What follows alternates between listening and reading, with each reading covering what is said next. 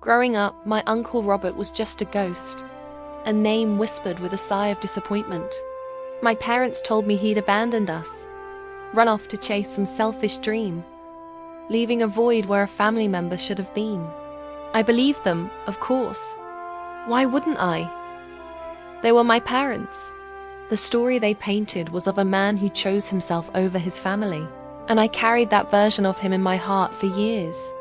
Fast forward to my high school graduation. The excitement was electric. The future felt like this bright, shiny thing just within reach. My dream was to go to college, to study literature and see the world through the eyes of great writers. But there was a massive hurdle: tuition. My parents, who always seemed to struggle financially, sat me down one evening. Their faces were grim. They told me there was no money for college. Not a single cent. It was a crushing blow. The future I'd imagined so vividly just dissolved into a blurry mess of uncertainty. Their solution? I should get a job, start contributing to the household, and forget about higher education. It was practical, they said. It was realistic. But to me, it felt like they were clipping my wings before I even had a chance to learn to fly. Desperation started to set in. I couldn't let my dream die like this. I thought about every possible option, every person who might be able to help. And then a thought sparked, a long shot, the only one I had left: Uncle Robert. Finding him wasn't easy. My parents had cut all ties, or so they said. But with some determined searching online, I found an address, a small workshop on the other side of the state. He was a woodworker. The trip was long, filled with a nervous energy that made my stomach churn. What would I say? How do you ask a man who abandoned you for the biggest favor of your life? When I finally stood in front of his workshop, the smell of sawdust and varnish filled the air. A man with kind eyes and hands stained with work looked up from a piece of wood he was carefully carving. He looked older than the single faded photo I'd ever seen of him, but the resemblance was unmistakable. It was him, Uncle Robert. I didn't waste any time. The words tumbled out of me, a mixture of anger, desperation, and years of pent-up hurt. I accused him of abandoning us, of not caring, of leaving me to face this financial dead end alone. I asked him, almost begged him, if he could help with my tuition. He listened patiently, his expression shifting from surprise to a deep, profound sadness. When I was finished, he didn't get angry. He didn't defend himself. He just looked at me, his eyes full of a pain that mirrored my own, and said 4 words that shattered my entire world. "Lily, they lied to you." He led me into the small office attached to his workshop.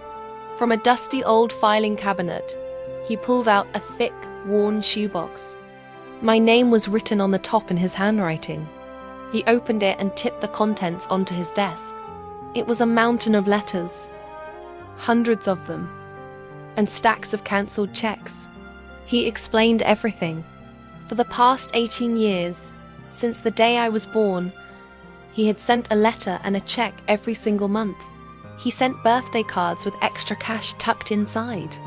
He sent Christmas gifts. He'd even set up a college fund in my name, contributing to it religiously, dreaming of the day I'd use it. He pointed to the checks, all made out to my parents, for Lily's care, or for Lily's future. All of them had been cashed. My hands trembled as I picked up a letter. It was dated on my 10th birthday. He wrote about how he wished he could be there to see me blow out my candles, how he was carving a small wooden horse for me, which he was sending along with the letter. I never got that horse. I never got any of it. Another letter, from when I was 16, talked about how proud he was of my good grades, something my mom must have mentioned in one of her rare phone calls to ask for more money. He encouraged me to keep dreaming big, telling me my college fund was growing steadily. The truth hit me like a physical blow. It wasn't my uncle who had abandoned me. It was my own parents.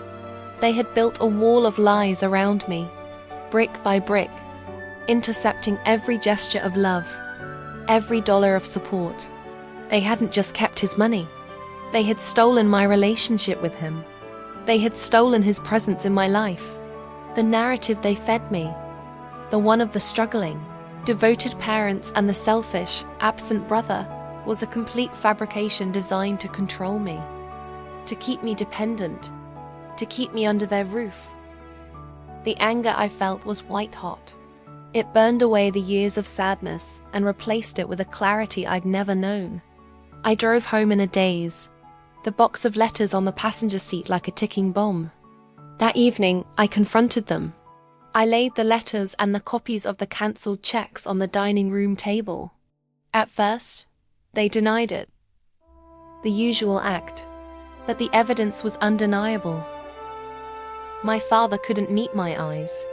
My mother, cornered, finally broke. She tried to justify it, saying they needed the money, that they did it for my own good, to protect me from the disappointment if he ever stopped sending it. But the excuses were hollow, pathetic. They weren't protecting me. They were caging me. They sacrificed my future and my family for their own financial convenience and control. That was the last real conversation I ever had with them. I packed a bag that night. There was nothing left to say. The trust, the very foundation of our family, was a pile of dust. I couldn't stay in that house, a place built on such a monumental betrayal. I went back to my uncle's workshop. He welcomed me with open arms, no questions asked. He helped me get legally emancipated and gave me access to what was left of my college fund, which, despite my parents' constant draining, was still substantial thanks to his consistent contributions.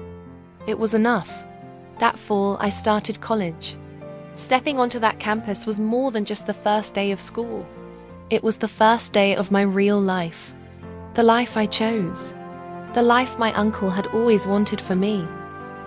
Rebuilding was hard. There were days filled with grief for the family I thought I had, and rage for the one that was stolen from me. It's a journey, and I'm still on it. But now, I'm not alone. I have my uncle. We spend weekends together, making up for lost time. He's teaching me how to work with wood, and I'm telling him all about the books I'm reading. We're building something new, something real and sturdy, out of the wreckage of the past. I'm not just rebuilding my life, I'm reclaiming it. And for the first time, I feel truly free. Thank you so much for watching my story. If you've ever felt trapped by a situation you couldn't understand, I hope this gives you a little bit of strength. Remember to like this video and subscribe for more content. See you next time.